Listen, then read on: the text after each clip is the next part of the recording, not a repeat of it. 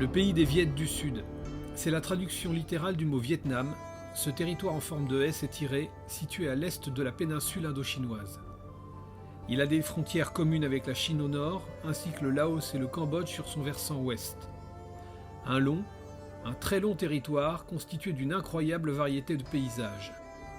De la baie d'Along avec ses 1900 îlots au delta du Mékong, immense plaine quadrillée par 9 bras du grand fleuve, de ses rizières en terrasse du nord et du centre à ses montagnes dont certaines culminent à plus de 2000 mètres, ses collines karstiques en pain de sucre, ses vallées encaissées, ses forêts denses, ses lacs, ses chutes d'eau et ses jungles luxuriantes, le Vietnam, destination fantasmée, tient toutes ses promesses quand on l'arpente.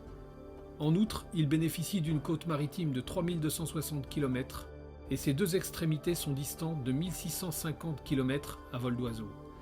Mais si vous deviez vous rendre en voiture de la tour du drapeau de Lung Cou, tout au nord du pays, jusqu'au cap Cha Mo, son point le plus méridional, il vous faudrait faire 4675 km. Autant dire un long, très long périple.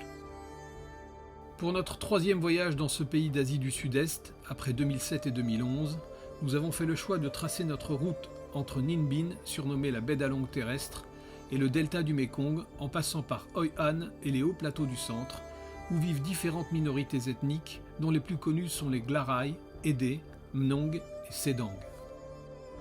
Dès notre arrivée à Hanoï, nous prenons contact avec notre chauffeur et embarquons pour la province de Ninh Binh, à 1h30 au sud de la capitale. Nous posons nos sacs pour 3 jours dans un petit homestay de Keha entre Oahu et Ninh Binh.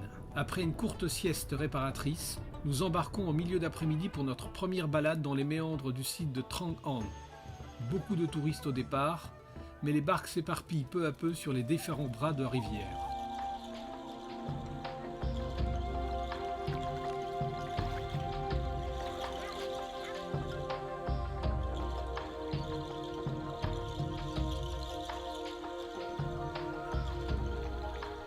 Nous faisons escale au temple Trinh, niché au pied des montagnes et construit en l'honneur des généraux de la dynastie Ding.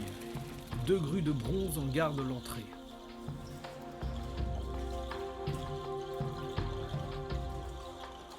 Après avoir traversé, tête baissée, notre première grotte d'une longueur modeste de 60 mètres, nous faisons un stop au temple Suoi Tien, littéralement cerné par les collines karstiques comme dans un écrin.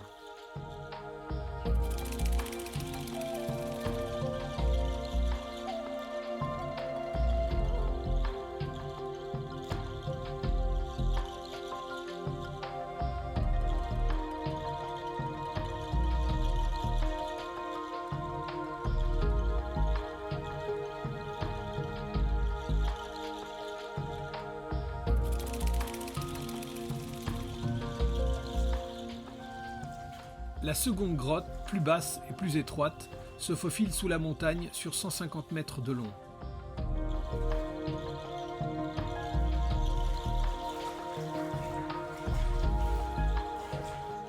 À chaque fois qu'on en émerge, on est frappé par la magnificence des lieux, sublimés par la lumière dorée de fin d'après-midi.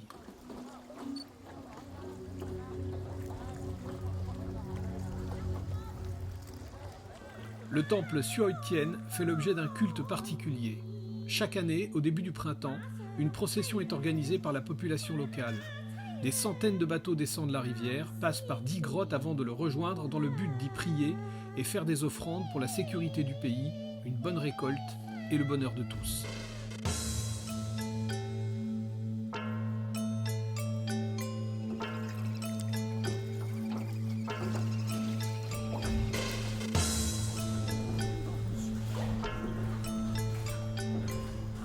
Le palais Vu Lam était une base militaire sous la dynastie Tran. Il présente de nombreux artefacts d'une grande valeur historique qui sont la mémoire d'une dynastie prospère à l'époque féodale du Vietnam.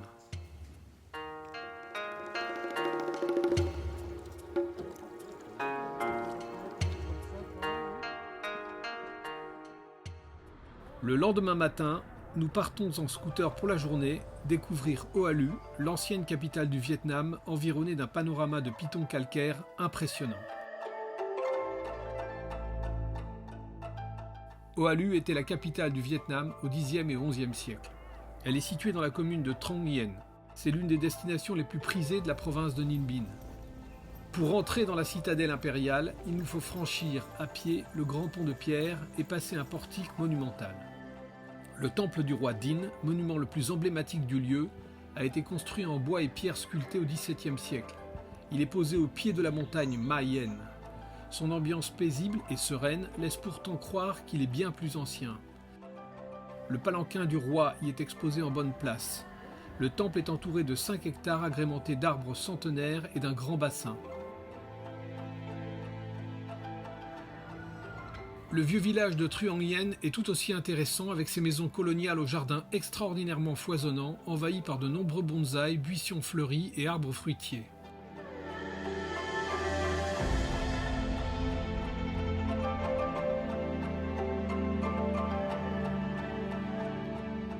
En déambulant dans les ruelles, on découvre le street art local et l'affichage propagandiste glorifiant le travailleur, l'agriculture, la tradition et le parti.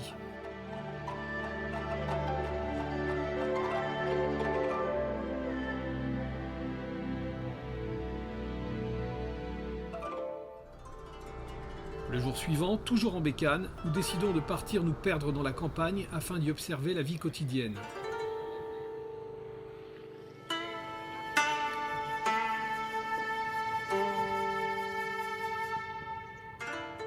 Le temps, bien que maussade et brumeux, n'enlève en rien à la majestuosité des panoramas. Le repiquage du riz est l'activité principale de la région. Comme dans tous les pays d'Asie, le riz occupe une place majeure dans l'alimentation de la population. Il est ici consommé 3 fois par jour, petit déjeuner compris. Le Vietnam en est le 5e producteur mondial.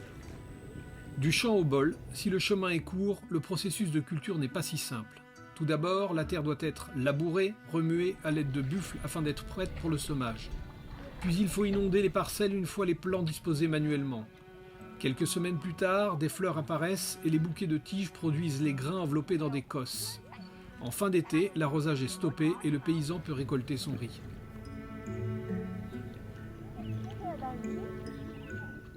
C'est une besogne rude, éreintante et fastidieuse. On travaille toujours courbé, toujours les pieds et les mains dans l'eau et la boue.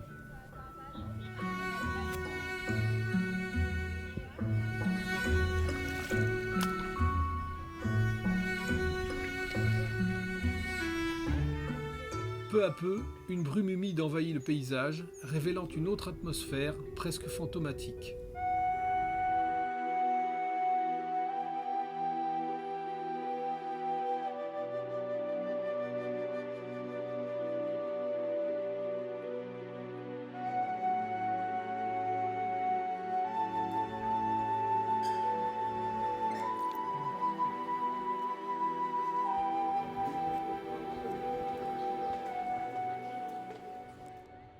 Pour notre deuxième tour en barque, nous ne pouvons échapper au grand classique de la baie d'Along terrestre. La balade de 2 heures sur la rivière Ngodonk, qui sinue entre les montagnes, la plus fréquentée par les touristes, véritable autoroute de Tam Coc.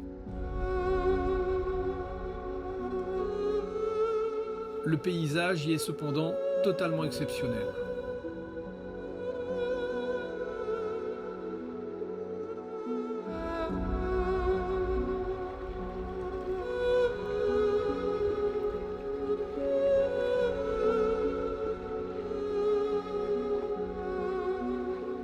Les vendeuses de boissons, biscuits, fruits et confiseries diverses sont légion.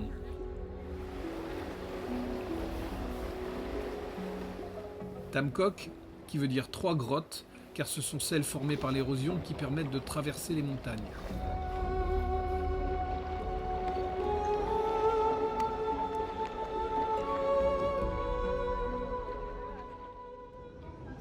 Après 3 jours dans la région de Ninh Binh, nous prenons le train de nuit pour notre seconde étape prévue dans le centre du pays.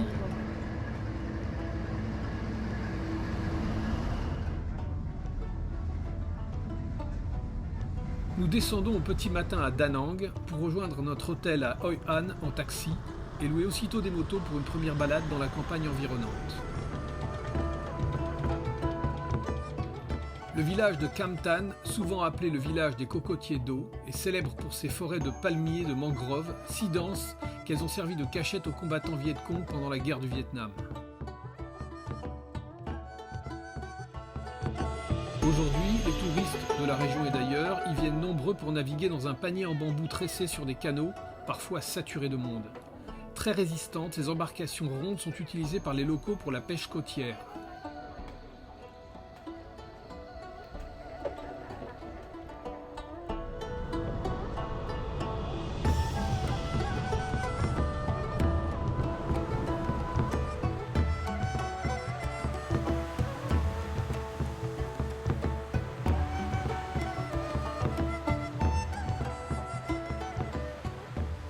La côte de Tam Tien, à 15 km de la ville de Tam Kỳ, est le lieu où stationnent des dizaines de bateaux à moteur et bateaux paniers avant le départ et après leur retour de la pêche aux crabes, crevettes et poissons d'hiver. Le marché ne s'y réunit qu'en été. Il démarre chaque jour à 4 h du matin pour s'achever avant 9 h.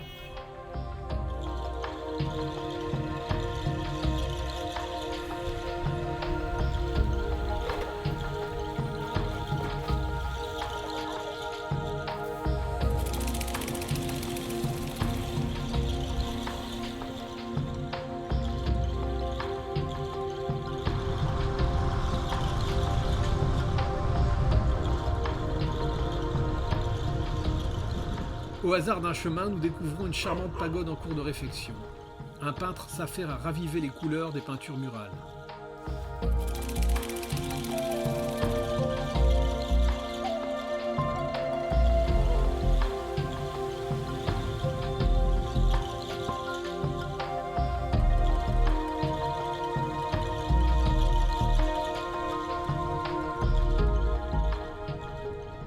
Retour à Hoi An, à 30 km au sud de Da Nang, sur le fleuve Thu Bon. Cette ville de 120 000 habitants, autrefois lieu de commerce d'épices important, est considérée comme une des perles du pays. Son quartier historique, constitué de petites ruelles aux vieilles maisons de style viet, japonais ou chinois, est inscrit au patrimoine mondial de l'UNESCO.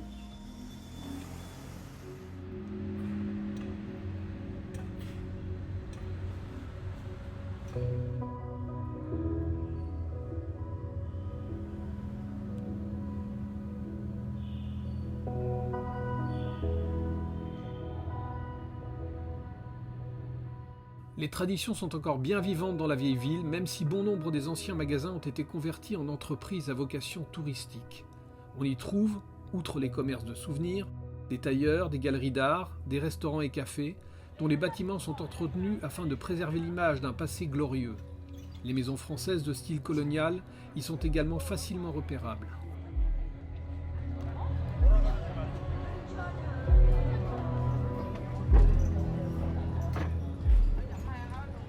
L'art de la calligraphie vietnamienne, appelée aussi Thu Phap, est une forme d'expression artistique populaire dans la culture du pays, d'origine chinoise. C'est un art qui met en relief l'élégance de l'écriture, un concentré d'harmonie et de philosophie exprimé à travers de beaux idéogrammes réalisés au pinceau de bambou et à l'encre noire sur papier traditionnel.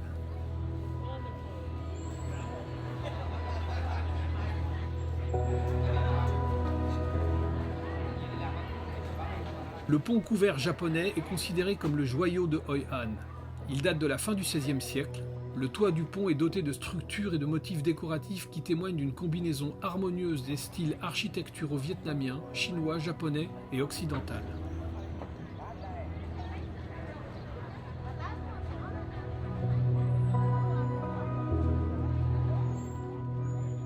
De toutes les rues de la vieille ville, celle qui s'étend d'est en ouest au bord de la rivière Thu Bon est toujours la plus animée. L'architecture des maisons y est intacte et l'ambiance passe de décontractée dans la journée à franchement intense une fois la nuit tombée.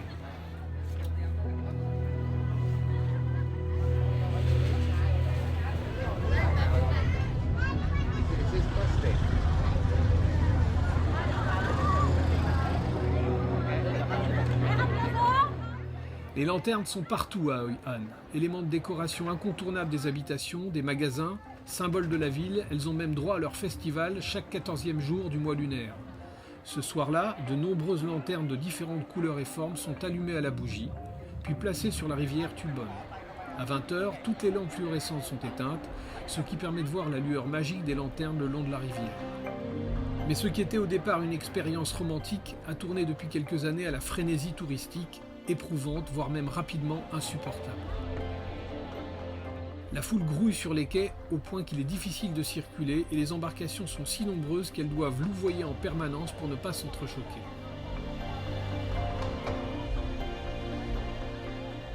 Fort heureusement, la magie opère à nouveau dès qu'on s'enfonce dans les ruelles du vieux quartier.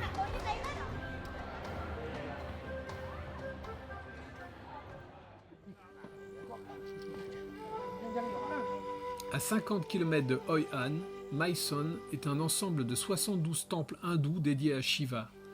Construite entre les 4e et 14e siècles, Mae Son fut la capitale spirituelle des rois du Champa. On la compare souvent à Angkor Wat. Ce complexe de temples s'étend sur une vallée d'environ 2 km, entourée de 2 chaînes de montagnes qui constituent le bassin versant de la rivière sacrée Thubon. Son emplacement lui confère une importance stratégique dans l'histoire, grâce à la protection naturelle des montagnes rocheuses alentour.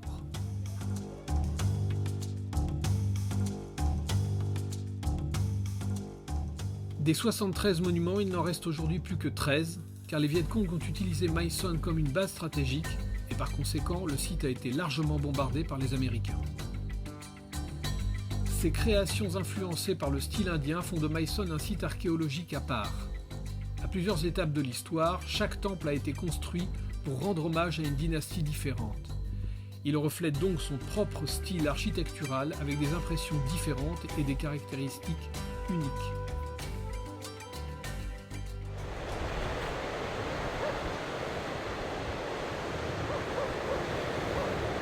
Tam Tan est un village très particulier. Les pêcheurs en sont les principaux habitants. Leurs bateaux posés sur la plage sont prêts pour une nouvelle journée en mer tandis qu'ils vérifient leurs coques ou réparent les filets.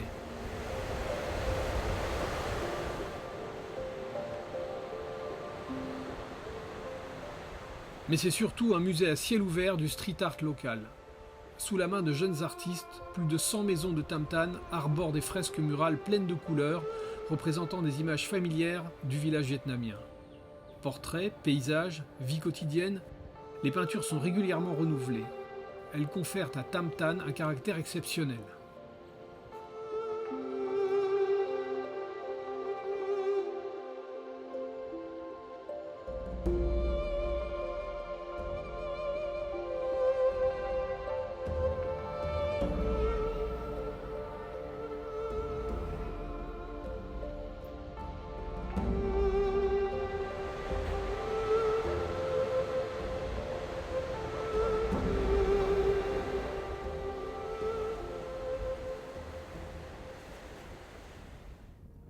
Au matin du 7e jour, nous prenons la route pour les hauts plateaux du centre, méconnus des itinéraires touristiques.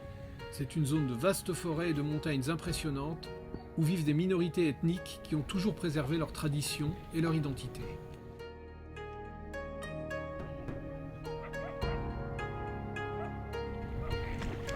Dans la province de Kon Tum, nous croisons des populations Djarai, le groupe ethnique le plus important des hauts plateaux.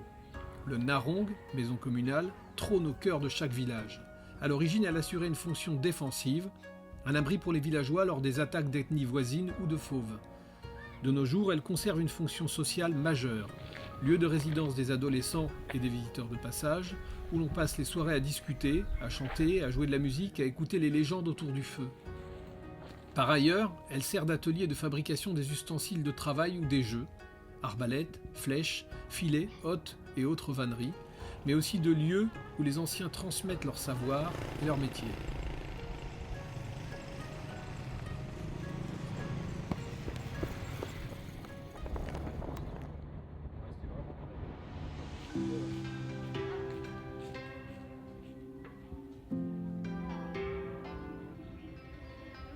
Après une nuit dans un homestay particulièrement basique, nous poursuivons notre trajet vers Kon Tum sur une route en parfait état. Un rassemblement à l'orée d'un village attise notre curiosité. C'est une exhibition de tissage traditionnel de l'ethnie Bana. Les femmes sont toutes rassemblées sur un terre-plein ombragé.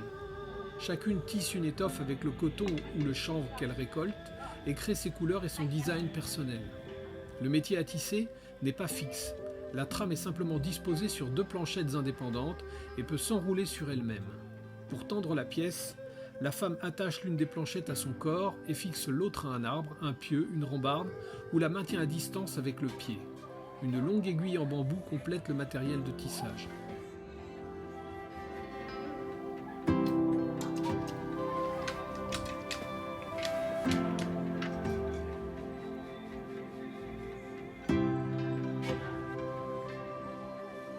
Un minuscule marché de fruits et de vanneries se tient à proximité.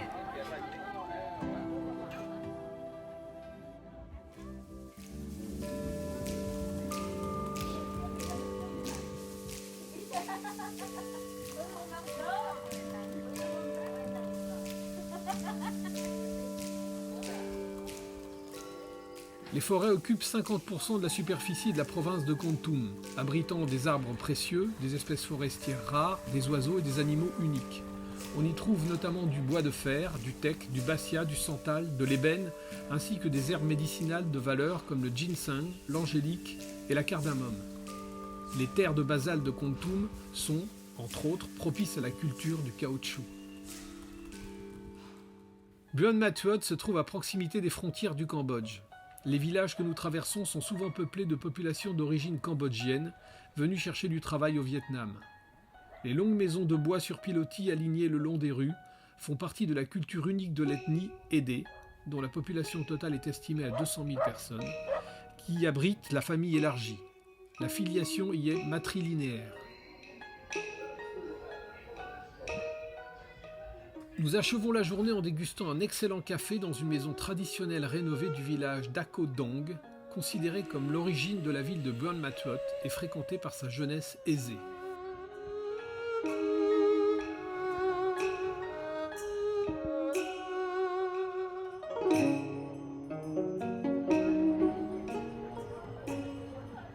Buon Ma Thuot est considérée comme la capitale du café au Vietnam.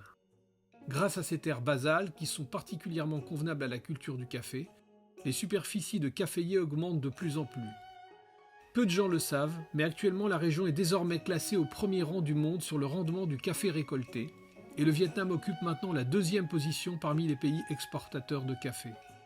Il devrait produire plus de 31,3 millions de sacs de 60 kg de café sur 2023-2024, ce qui représente près de 18% de la production mondiale. Il s'agit quasi exclusivement de café Robusta, plus de 90%, alors que l'Arabica n'occupe que 6% de la superficie de la caféiculture. Avec 200 000 hectares cultivés, la province de Dak Lak, dans les hauts plateaux du centre, fournit 70% de la production de café du pays.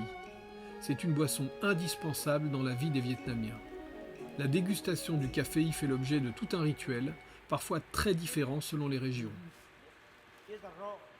Nous découvrons dans une usine de café tout le processus de fabrication, de sélection et d'empaquetage du café.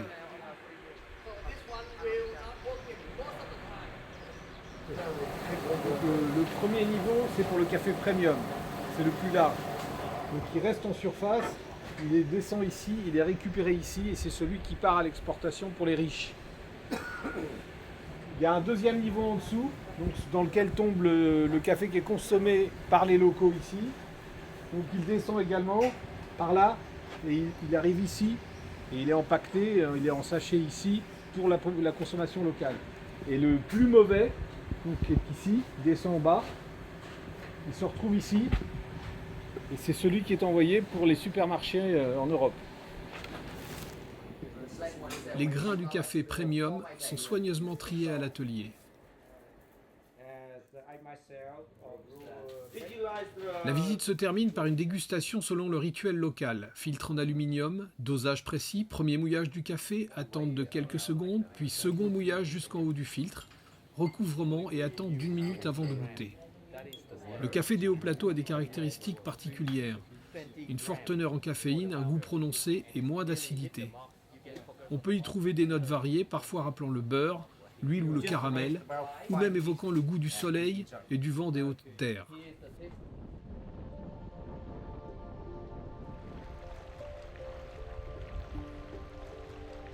Bien que le café soit l'atout maître de la région des hauts plateaux, les champs de riz restent omniprésents. Après la Chine, l'Inde, l'Indonésie et le Bangladesh, le Vietnam se positionne comme le 5e pays producteur de riz dans le monde, avec près de 29 millions de tonnes par an.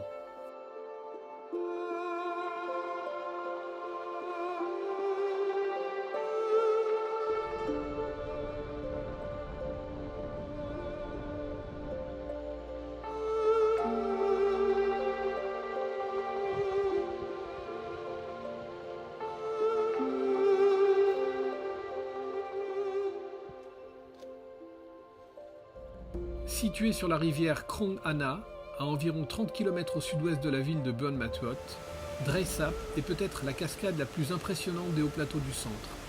Dray Sap signifie chutes enfumées en Édé, car l'eau tombe de 10 mètres de hauteur, créant des brouillards semblables à de la fumée.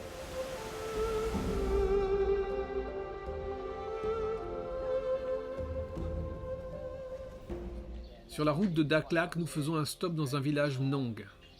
Cette minorité ethnique pratique la chasse et la domestication de l'éléphant, mais aussi la culture du coton, le tissage et pour certains d'entre eux la poterie brute, façonnée à la main et cuite au feu de bois.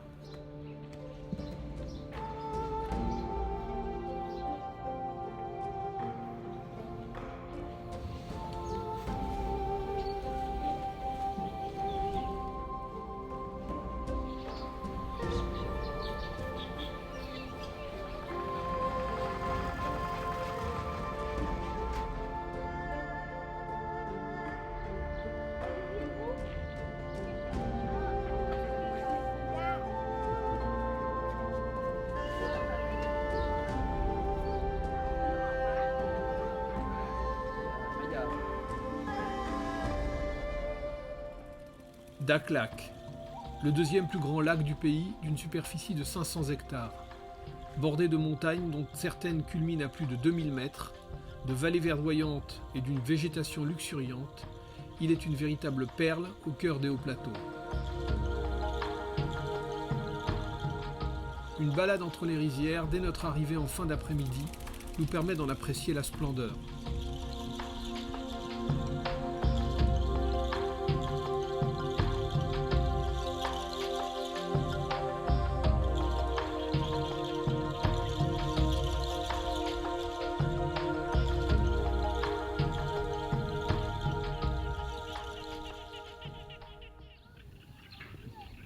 Nous louons des motos pour découvrir la campagne et les villages tout autour du lac pendant 2 jours.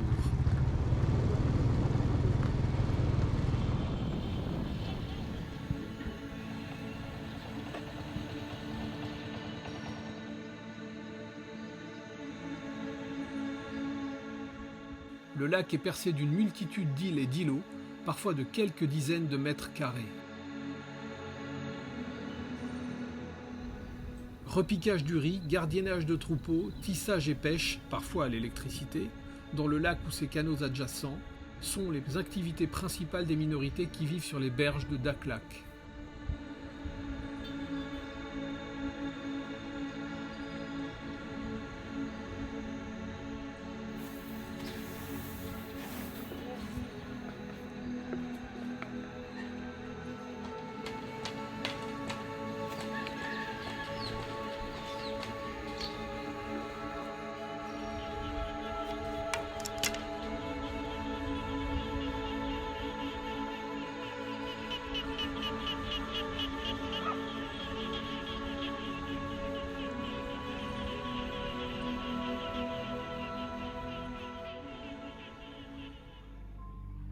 Sur la route de la côte sud, nous faisons un stop pour observer un village flottant d'aquaculteurs sur un des nombreux lacs qui émaillent la région.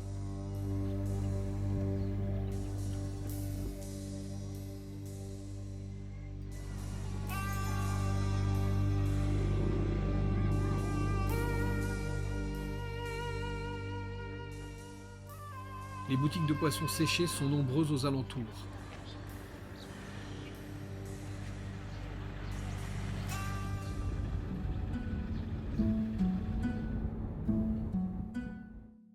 La ville de Muiné est un long ruban de dunes de sable blanc et rouge bordé de cocotiers.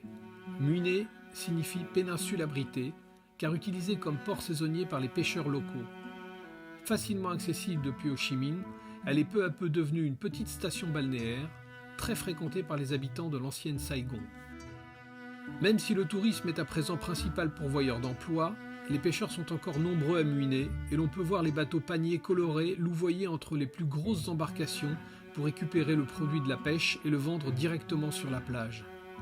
La cuisine indigène est composée de différents types de poissons et de crustacés apportés par les pêcheurs locaux, mais c'est le calmar qu'on trouve vraiment à profusion ici. Les bateaux partent en mer vers 17 h pour pêcher de nuit.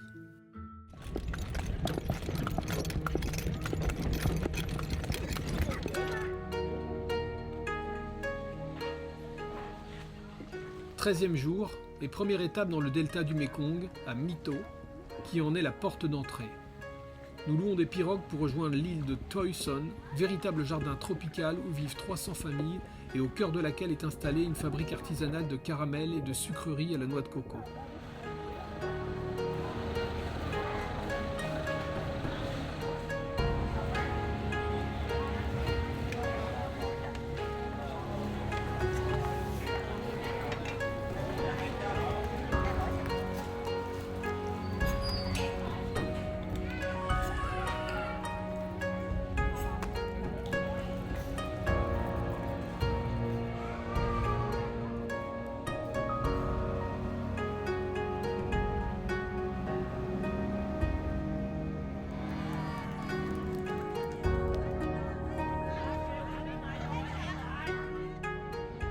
On y découvre aussi une impressionnante ferme aux crocodiles.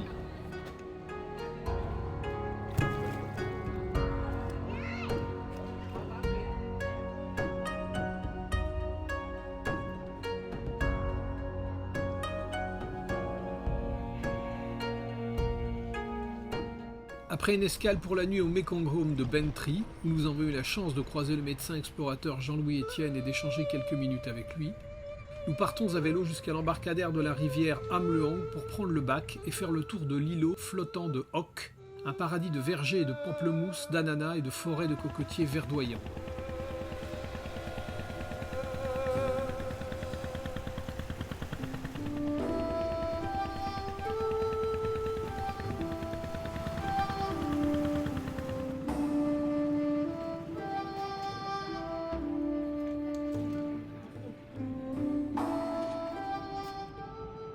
Le delta du Mékong, mer de tous les fleuves dans la langue thaï, couvre 55 000 km² et héberge 18 millions d'habitants qui en dépendent. Le temple Hang, plus ancienne pagode du Vietnam, a été construit au Xe siècle. Au milieu de la grande salle se trouve un autel présentant la statue principale de Bouddha de plus de 2 mètres de haut. Il est entouré de 50 statues de Bouddha de tailles différentes, sculptées dans la pierre ou le bois, qui sont des œuvres d'art de grande valeur. Sur les murs du hall principal, des peintures pittoresques racontent la vie de Bouddha Sakyamuni. Au plafond, on remarque 4 grandes peintures murales qui révèlent chacune une étape de la vie du Bouddha. Naissance, ordination, illumination et nirvana. 10 siècles plus tard, les œuvres architecturales et les innombrables antiquités, artefacts, sculptures, reliefs du temple sont toujours en parfait état. Cette pagode fait la fierté de la province et de la communauté khmer en général.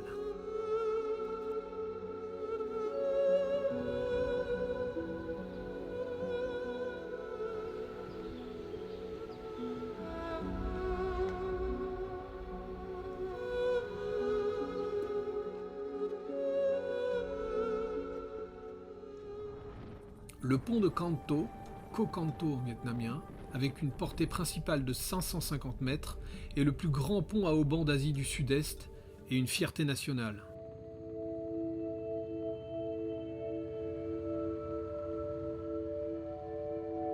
Dès Potron Minet, nous embarquons sur un bras du Mékong pour nous rendre au marché flottant de Kai Rang, formé dans les premières années du XXe siècle. On y vend principalement des fruits, des produits agricoles et des spécialités du delta du Mékong.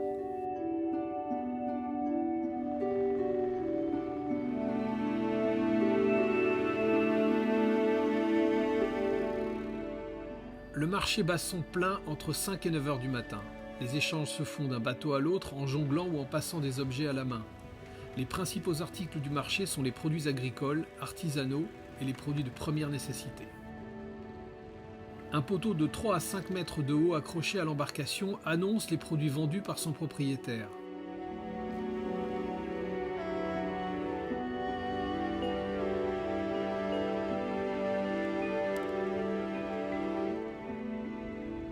Lors de notre précédent passage à Kai Rang en 2011, des centaines de jonques et de bateaux se livraient à un ballet typique et désordonné ici.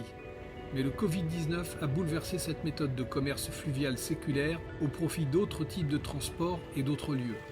Les marchés flottants du delta du Mékong ne sont désormais plus que l'ombre d'eux-mêmes, ce que les agences de voyage se gardent bien de signaler.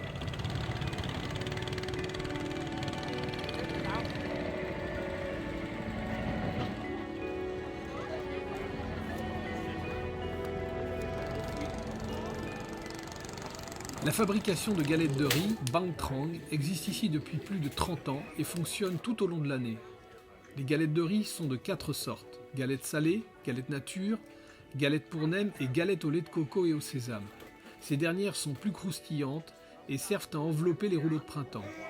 Chacune peut avoir plusieurs dimensions, de 30 cm à 40 cm de diamètre.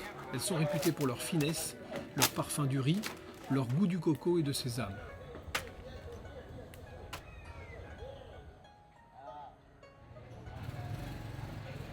Au marché quotidien, terrestre, de Kanto, on trouve de tout. Fruits et légumes à profusion, viande, de porc et poulet principalement, fleurs, anguilles, poulpes, calmars, tofu et bien sûr riz et noix de coco.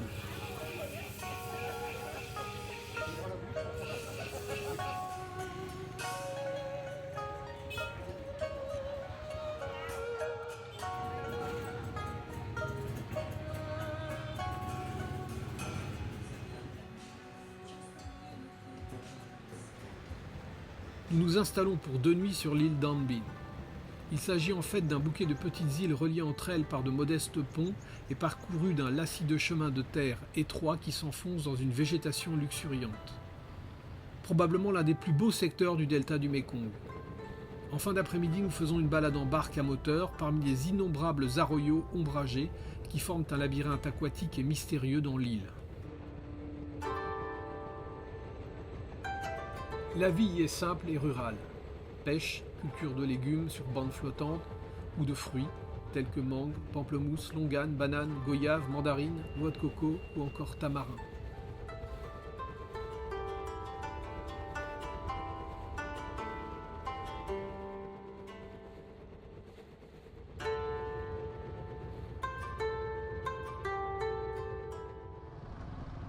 Le jour suivant, nous louons à nouveau des motos pour la journée et décidons de nous perdre sur les routes étroites et les chemins qui sillonnent Hanbin.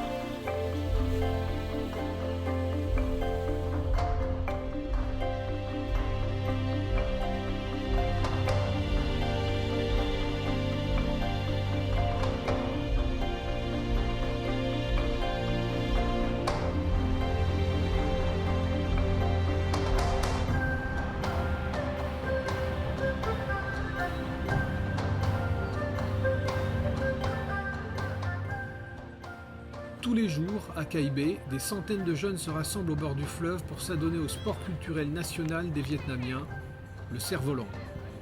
L'art de la marionnette aérienne date de plus de 300 ans. Aujourd'hui, les cerfs-volants sont principalement constitués de cadres en bambou, méticuleusement affûtés dans les moindres détails, avec une précision de la taille pour en assurer l'équilibre, afin de lui permettre de décoller sans difficulté. À Cai Be comme à Cai Rang, le marché flottant si célèbre n'existe quasiment plus. La propriétaire du homestay où nous logeons nous propose une balade jusqu'à Tan Phong. C'est une petite ville insulaire située au milieu de la rivière Tien.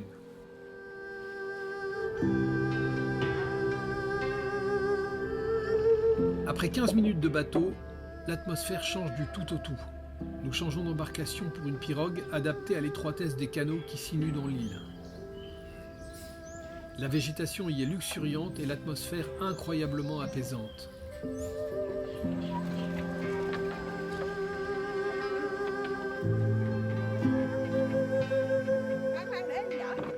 Pas facile de se croiser dans ces arroyos envahis de jacinthes d'eau.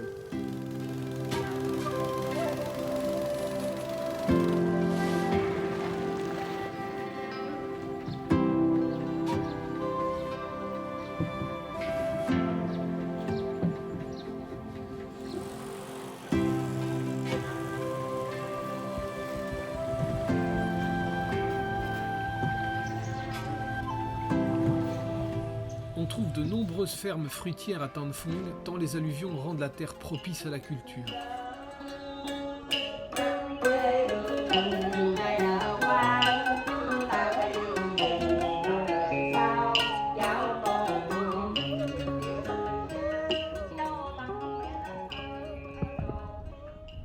17e jour. Nous achevons notre boucle dans le delta du Mékong. En chemin vers Ho Chi Minh, nous faisons escale dans une fabrique traditionnelle de bâtons d'encens. Le rôle de l'encens est fondamental dans les rites ancestraux et religieux, au Vietnam et ailleurs. C'est la fumée qui se dégage de l'encens qui établit le lien entre les vivants et les morts. Tout d'abord, le bambou est coupé et arrondi pour en faire de fins bâtonnets. Un tiers du bâtonnet est ensuite enduit de peinture rouge. Les 2 autres tiers sont recouverts de poudre d'encens, obtenue à partir de substances végétales odoriférantes, lesquelles sont réduites en poudre et mélangées selon des proportions déterminées en amont. Les bâtonnets sont alors entreposés sur des racks pour un premier séchage et enfin assemblés en bouquets prêts à la vente et l'expédition.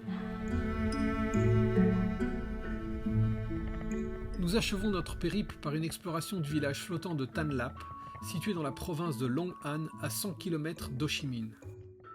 La zone abrite un écosystème constitué d'une oasis entourée de la plus grande forêt des caches-poutiers du Vietnam et d'un dédale de canaux étroits et de ponts mystérieux bordés de mangroves. Elle se découvre en barque et à pied sur les 5 km de chemins en rondins sur pilotis qui traversent la jungle marécageuse grouillante d'une flore et d'une faune d'une grande richesse. Des milliers d'oiseaux et de cigognes y ont élu domicile.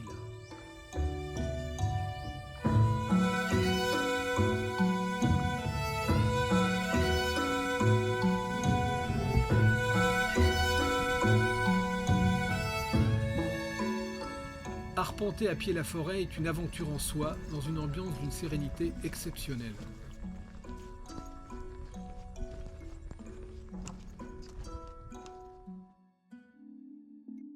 Le Vietnam est détenteur d'une formidable capacité d'attractivité. Ses paysages d'une beauté exceptionnelle, ses sites uniques connus dans le monde entier, sa cuisine désormais populaire partout sur la planète, sa culture d'une grande diversité, ses nombreux groupes ethniques qui conservent encore leur mode de vie traditionnel.